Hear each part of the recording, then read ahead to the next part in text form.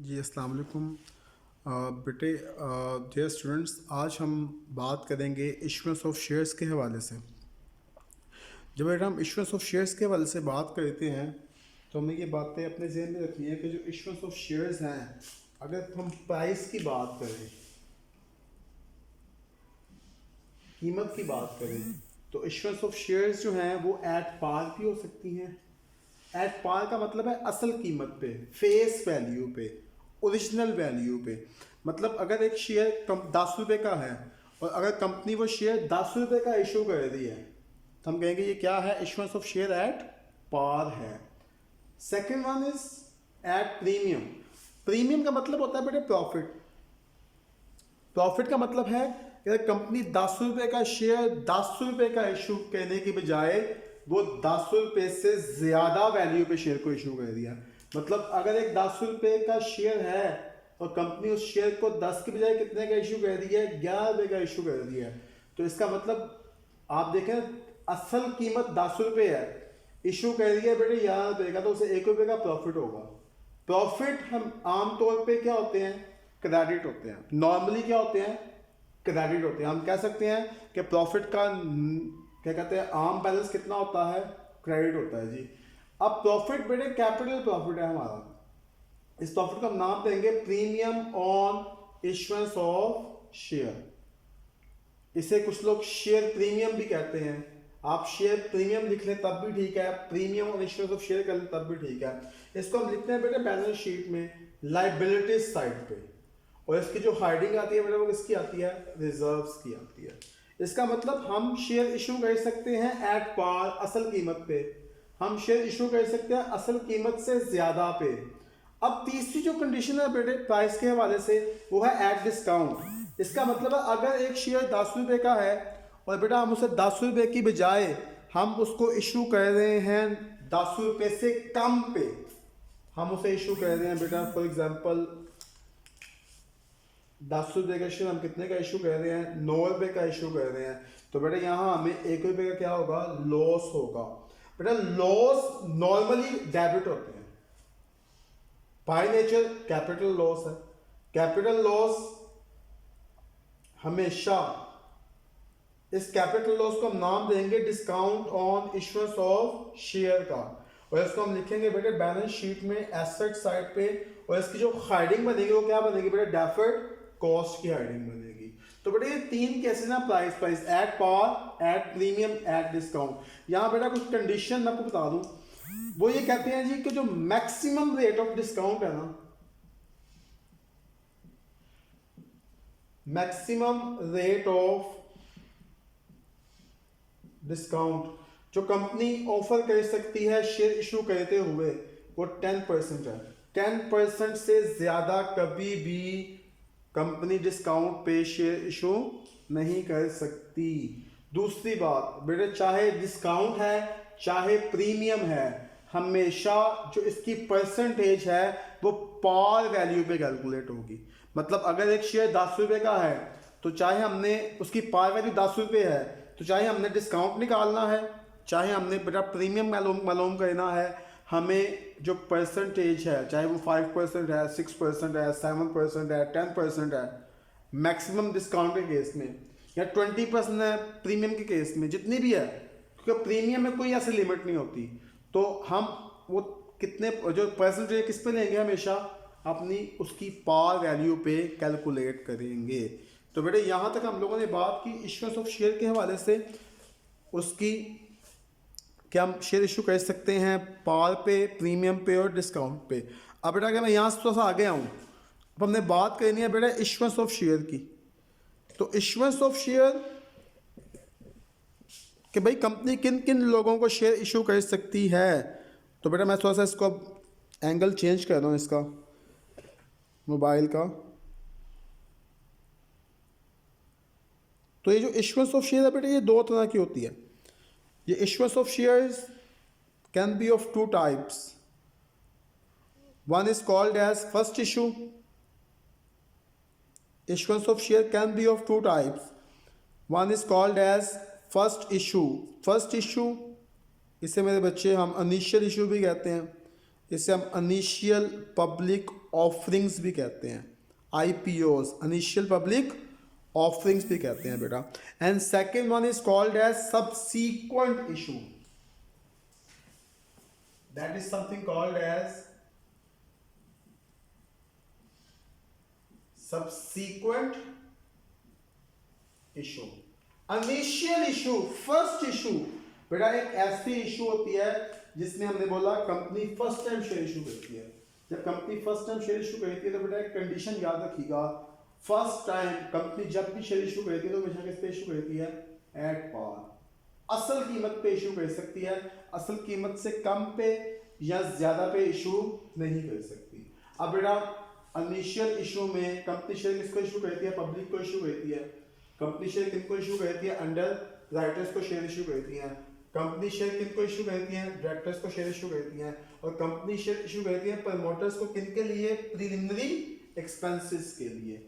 जब पब्लिक की बात करते हैं बेटे हम, तो बेटे याद रखिएगा एक जनरल प्रोसीजर है शेयर्स को इशू करने का।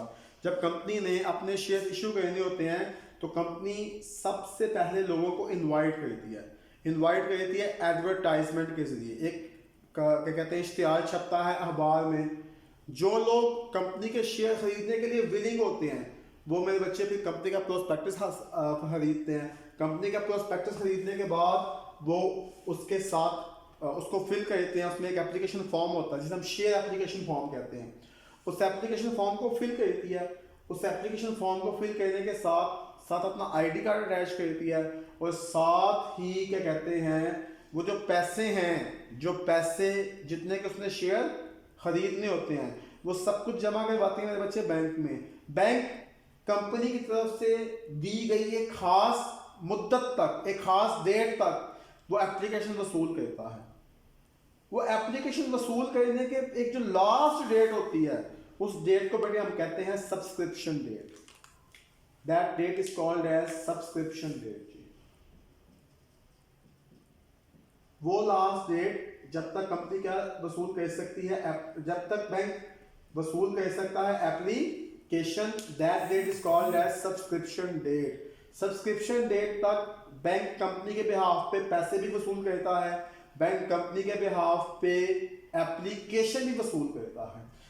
जब वो डेट गुजर जाती है उसके बाद बैंक ना तो एप्लीकेशन वसूल करेगा ना पैसे वसूल करेगा। अब होगा क्या, वो सब्सक्रिप्शन डेट वाले जब खत्म होगी तो बैंक को पैसे कंपनी के अकाउंट में ट्रांसफर कर दिया जा रहा है और एप्लीकेशन इकट्ठी करके कहाँ जमा पहुंचा दी जाएंगी, कंपनी के पास पहुंचा दी जाएंगी। अब कंपनी बन के सोचिए, आप बिजनेस हैं, आपके बैंक ने आपके अकाउंट में पैसे ऐड किए हैं। जब पैसे बैंक में ऐड किए हैं आपका बैंक इंक्रीज हो रहा है बेटे। बैंक हमारे एसेट्स हैं, एसेट्स जब भी इंक्रीज होते हैं डेबिट होते हैं। आपके जो पैसे हैं बेटे आपके पास, ये पैसे हैं एप्लीकेशंस के लिए। किसके लिए, शेयर्स के लिए। इन शेयर्स के लिए। लेकिन अभी आपने शेयर्स तो अलॉट नहीं किए, आपके पास क्या आई है, इसके साथ एप्लीकेशन आई हैं। तो कल को दो बातें होंगी, या तो मेरे बेटे आप लोगों ने एप्लीकेशंस के पैसे वापस करने हैं या आपने उसके बदले क्या अलॉट करने हैं, शेयर्स अलॉट करने हैं। दोनों सूरतों में आपकी एक लाइबिलिटी बन जाएगी बेटे, लाइबिलिटी इंक्रीज। और लाइबिलिटी जब भी इंक्रीज हो क्या होती है, क्रेडिट होती है बेटे। तो इसका मतलब बैंक अकाउंट डेबिट होगा, ordinary share application account credit होगा। जब हम क्या वसूल करेंगे, शेयर एप्लीकेशन मनी रिसीव करेंगे। और मैंने बता दिया कि ये एंट्री किस डेट पे पास होगी, सब्सक्रिप्शन डेट पे। ये सब्सक्रिप्शन डेट क्या है, last date to apply. Apply करने की जो आखिरी तारीख है उसे हम क्या कहते हैं, सब्सक्रिप्शन डेट कहते हैं जी। अब उसके बाद कंपनी उन एप्लीकेशन की छानबीन करेगी, जांच पड़ताल करेगी। वो देखेगी कि जो हमने लोगों से इंफॉर्मेशन रिक्वायर्ड की थी, क्या लोगों ने उस इंफॉर्मेशन को पूरा किया या नहीं किया, फिल किया या नहीं किया। जब कंपनी को कोई इतराज नहीं होगा तो कंपनी क्या करेगी, पब्लिक को उसके बदले शेयर अलॉट करेगी। जब एप्लीकेशन के बदले शेयर अलॉट करेगी, मैंने बोला एप्लीकेशन लाइबिलिटी थी, एप्लीकेशन क्रेडिट थी, खत्म करना है बेटा, क्योंकि लाइबिलिटी डिक्रीज हो रही है। मैं शेयर अलॉट कर रहा हूँ, liability decrease in liabilities debit हो जाएगा बेटे यहाँ पे। और जब मैंने शेयर अलॉट किए तो जो पब्लिक है, पब्लिक बन जाएगी शेयर होल्डर। याद रखिएगा, public will become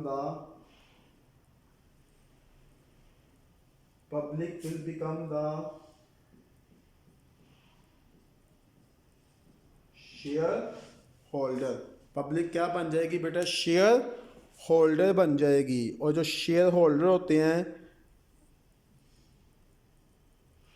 share holder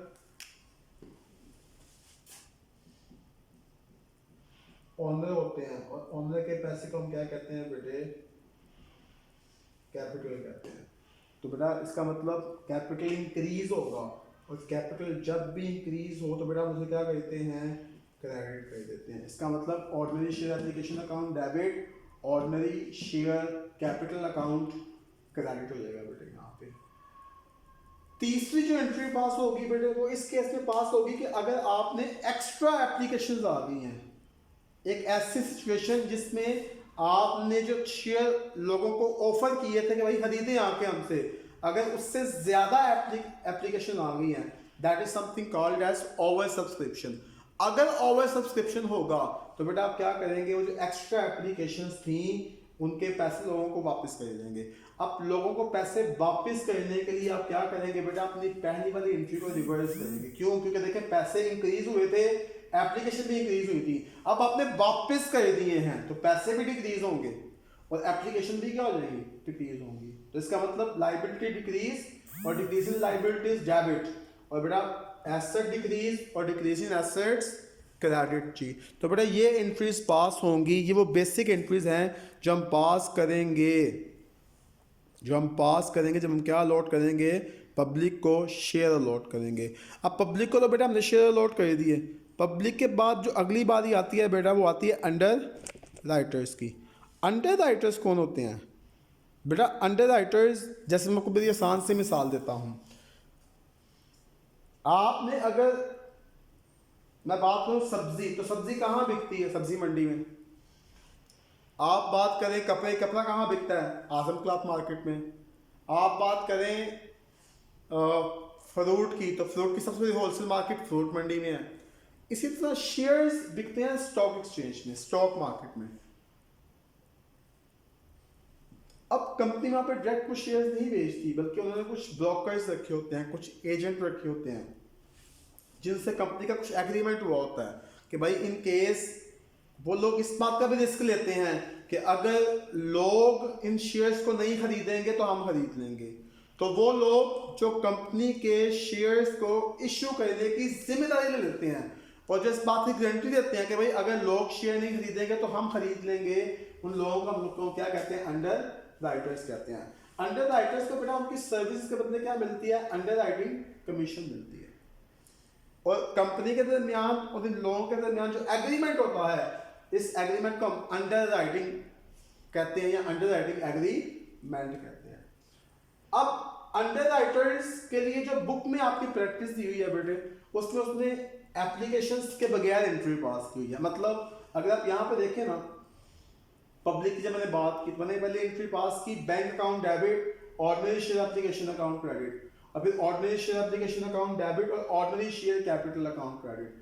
इस एंट्री में देखें बेटा, पहले ordinary share application account credit हो रहा है, फिर ordinary share application account debit हो रहा है। तो ये कट जाएगा बेटे आपस में। एंट्री क्या बच जाएगी? Bank debit, ordinary share capital account credit. तो बेटा अंडर राइटर केस में डायरेक्ट हम यही एंट्री पास करेंगे, bank account debit, ordinary share capital account credit जी। तो बेटा अंडर राइटर्स की ये एंट्री पास होगी आपकी। डायरेक्टर्स की बात करते हैं। डायरेक्टर्स बेसिकली वो लोग होते हैं जो कंपनी का इंतजाम संभालते हैं, जो कंपनी की मैनेजमेंट संभालते हैं, यानी कि all those persons, those share holders who are elected, जिन्हें हम इलेक्ट करते हैं for the management of the company. किसके लिए? कंपनी की मैनेजमेंट के लिए।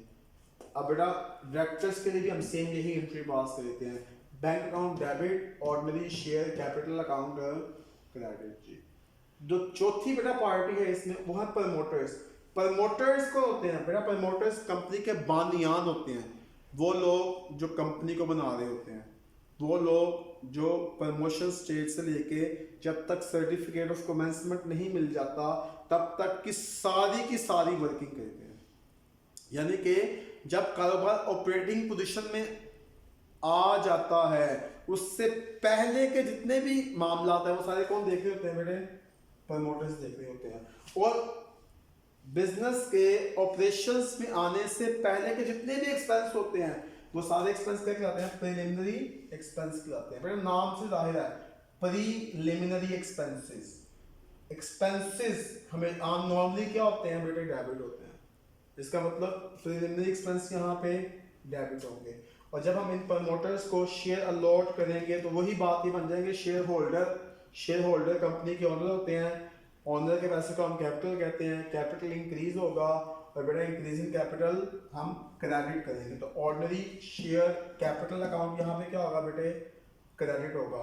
यहाँ एक बात बेटा क्लियर करनी लाजमी है कि ये जो प्रीलिमिनरी एक्सपेंस है ये भी आपके डेफर्ड रेवेन्यू एक्सपेंडिचर्स होते हैं जी। डेफर्ड रेवेन्यू एक्सपेंडिचर्स हो गए या कैपिटल लॉसेस हो गए, हमेशा बैलेंस शीट में एसेट साइड पे आते हैं डेफर्ड कॉस्ट के अंडर में। तो बेटा आज तक यही है, हमने इनिशियल इशू की बात की है, कल इंशाअल्लाह हम बात करेंगे सबसीक्वेंट इशू की। तो बेटा आज आप इसको देखें, इसको बेटा उम्मीद है आप कॉन्सेप्ट क्या हो गए होंगे, क्लियर हो गए होंगे। थैंक यू जी, अस्सलाम वालेकुम।